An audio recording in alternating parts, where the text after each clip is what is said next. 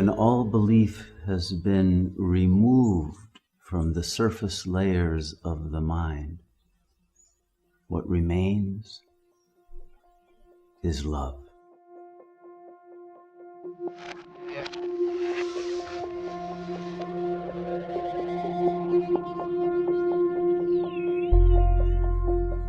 And thus we can define meditation and yoga as the practice of the purification and perfection of love.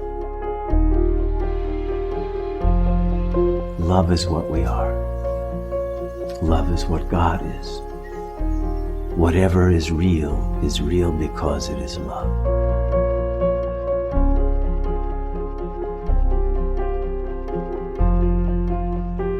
Love knows no gender. It is not that love belongs to the divine feminine and that power is represented by the masculine. No. Our essence, whether in a male or a female body, is equally the same. It is pure love. And that is why there is no difference between us.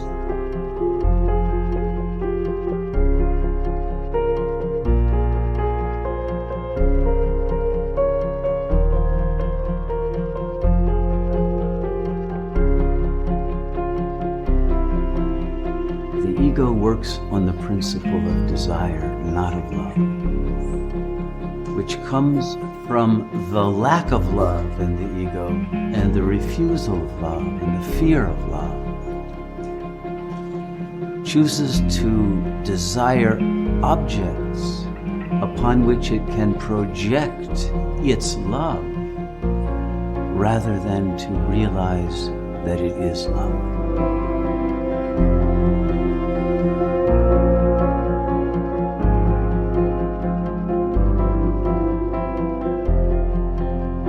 Now, love never disappears, but it becomes so impure that it turns into its opposite of hate.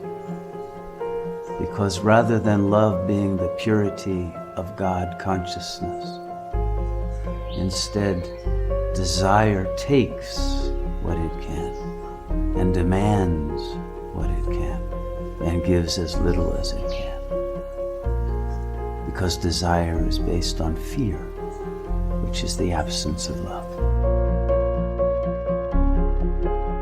And those who wound others and take rather than giving do so because they don't believe that love is real anymore. We have become cynics in regard to love, and yet we know in our hearts that we must love, that love is a matter of life and death. And we are dying as a planetary species because we have lost touch with love.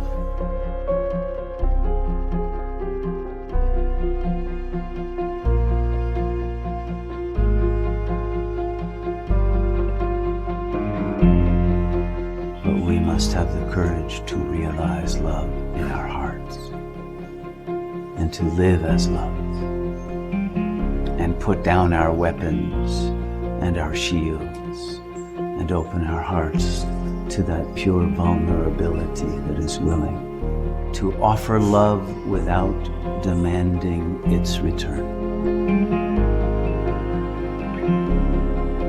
Because even when we have achieved love, it is possible for that love to be disturbed.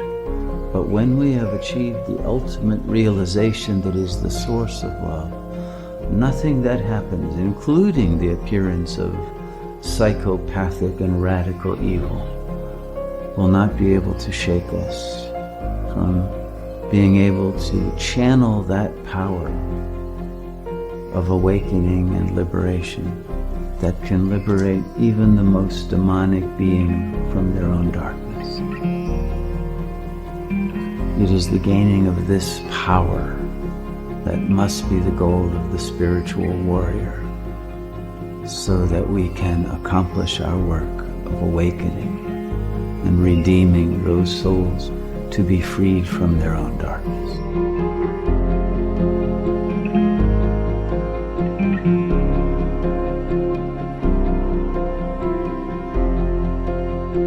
May we know that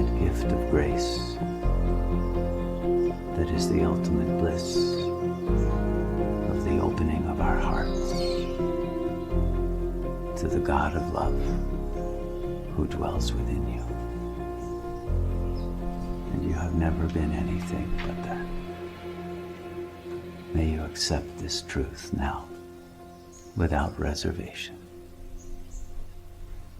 and be free.